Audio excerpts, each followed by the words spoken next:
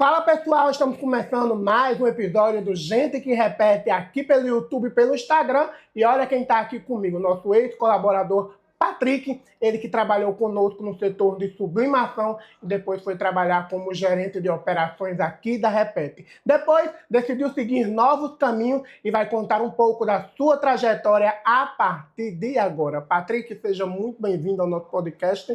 E a primeira pergunta que eu já faço a todo mundo que está aqui: como é que você chega a Repete? Como é que houve esse convite? Pronto, muito obrigado, Evandro, pelo convite, né? Foi um prazer aqui participar desses 40 anos da Repete. E você fez o convite, eu aceitei, então vamos lá, né? Vamos falar um pouco. Meu nome é Patrick, como o Evandro falou, né? Eu sou engenheiro de produção, eu sou formado pela UFESA. E daí, quando eu acabei, como eu encontrei a Repete, né? Foi de uma forma bem rápida e bem dinâmica, sabe? Tipo assim, foi uma indicação que aconteceu ali no momento. Eu estava olhando outras empresas, estava conversando com outras pessoas, mas aí apareceu esse convite a mercê de uma pessoa, uma amiga conhecida que vinha trabalhar aqui. E através desse convite, eu aceitei e foi tudo muito rápido, né? Eu vim aqui, fiz a entrevista rapidamente, e através dessa entrevista, Michel já aceitou, já gostou de um certo modo do que eu falei, e daí já foi apresentada a equipe, já me jogaram para conhecer a Repete, eu já conheci tudo ao mesmo tempo, isso tudo num dia só. Então, tipo, foi tudo muito rápido, muito dinâmico, e deu certo, sabe? Aí foi tranquilo depois disso, eu conheci, e acho que isso aconteceu numa sexta, e na segunda-feira eu já comecei aqui. Já entrei de cabeça mesmo e comecei a trabalhar aqui. E aí você chega no setor de sublimação como gerente de operações do setor de sublimação. Eu cheguei como gerente de produção têxtil, né, no setor de sublimação, e depois eu fui para gerente de operações geral, que foi na hora que eu desci para a loja. Como é que você encontrou a sublimação no dia que você chegou? Como é que começou esse trabalho? Cara, a sublimação, vamos dizer que não foi eu que encontrei ela, foi ela que me encontrou, porque eu sempre pensei em trabalhar na área de indústrias e na área de produção.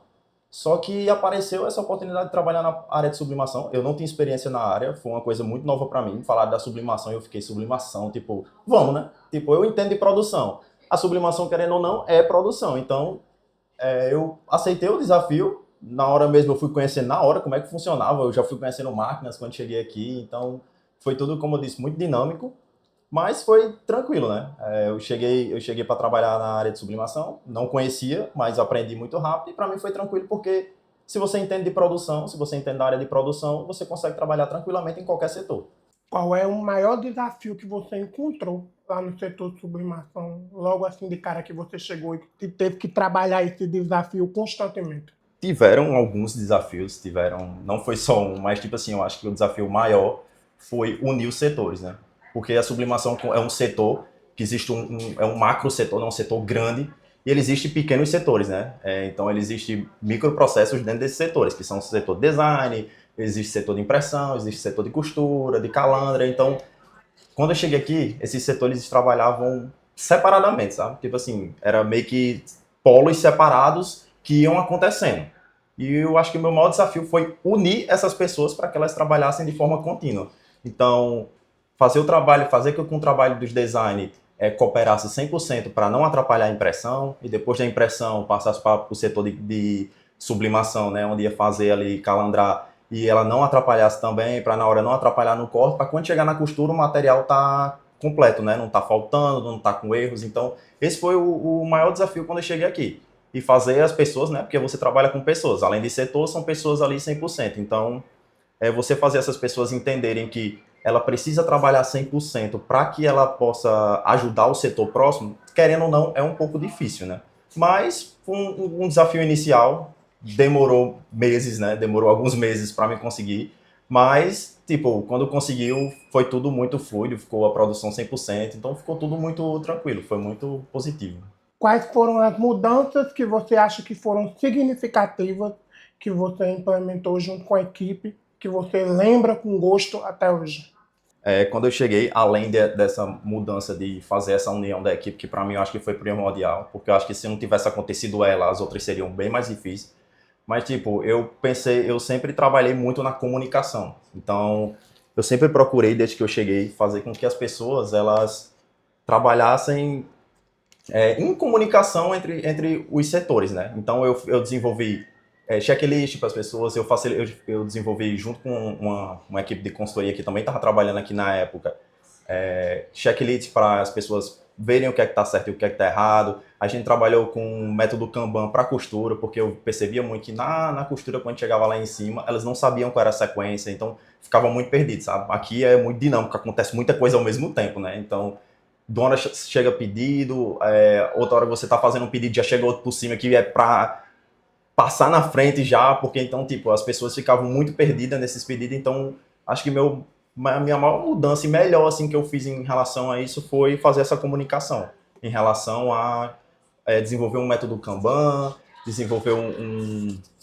esse checklist para as pessoas entenderem o que é que tem que ser feito, quando deve ser feito, o que é que vai ser feito, além de melhorar também o lead time da produção, né, diminuir todo esse tempo. É tanto que depois que eu entrei na sublimação, desde os pedidos que eu entrei, da época que eu saí, eu acho que não atrasei nenhum pedido. E, tipo, quando eu cheguei aqui, tinha muito pedido atrasado, é tanto que eu tive que botar tudo em dia.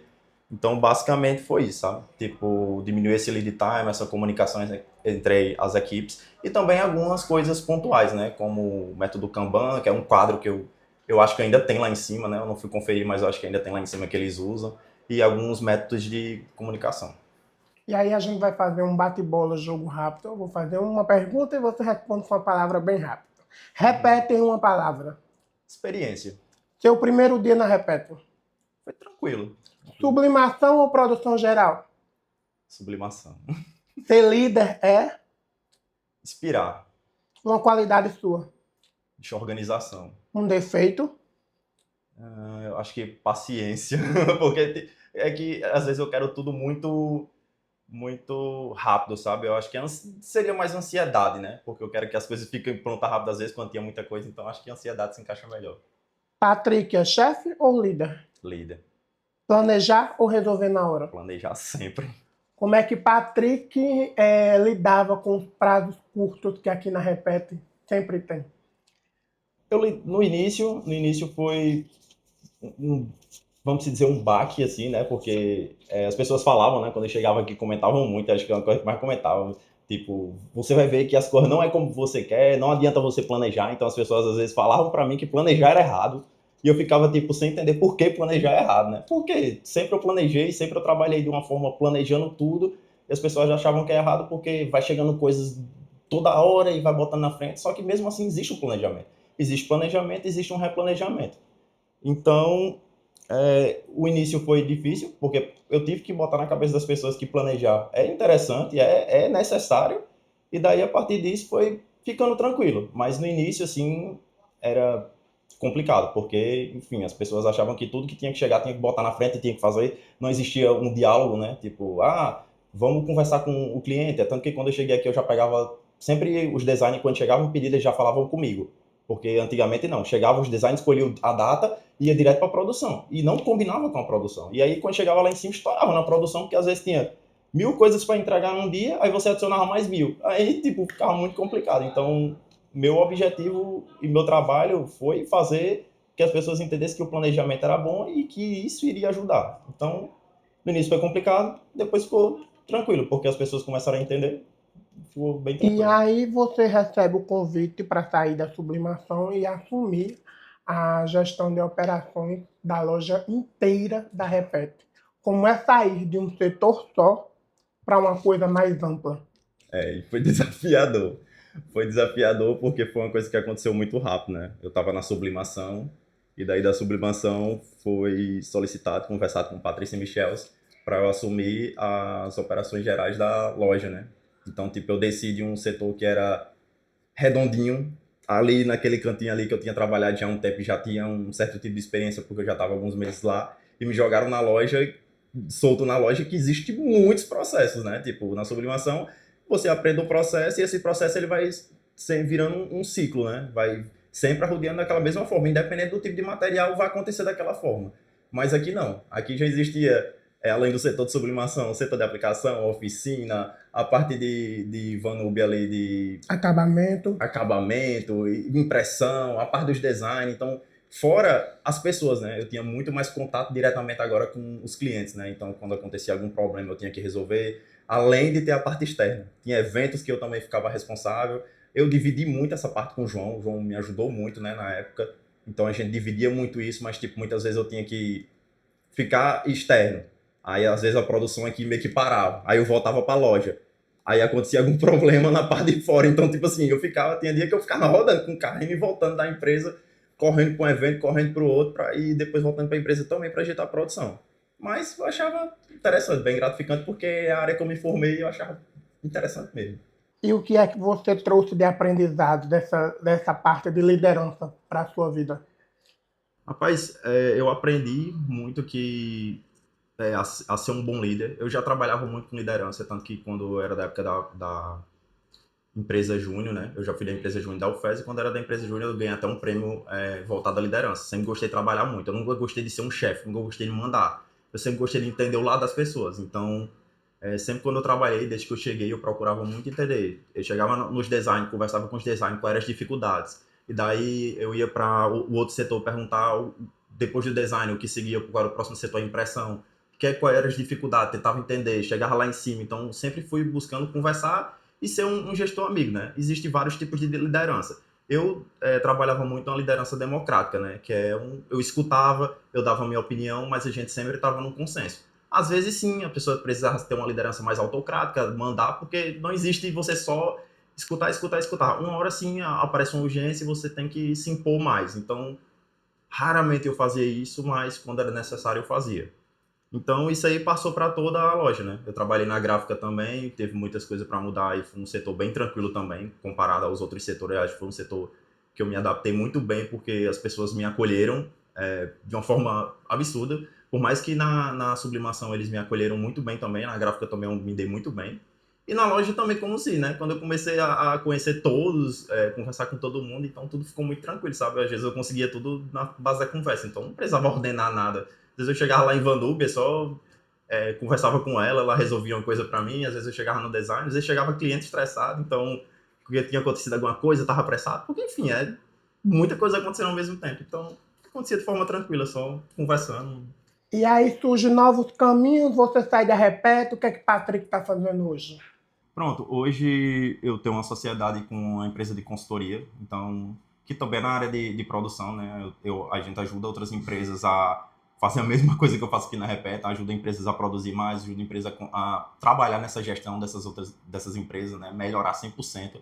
Então, eu saí daqui, eu tinha esses objetivos, né? Eu tinha o objetivo de ganhar experiência aqui, de trabalhar com produção, então acho que meu objetivo aqui foi cumprido, né?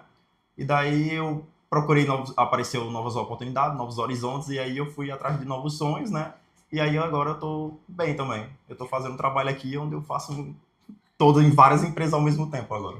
A Repete vai completar 41 anos, qual é o recado para a gente encerrar que você deixa para essa empresa que você fez parte, para os colaboradores? Tenho certeza que você também deixou alguns amigos aqui. Qual é o recado que você deixa para esse pessoal?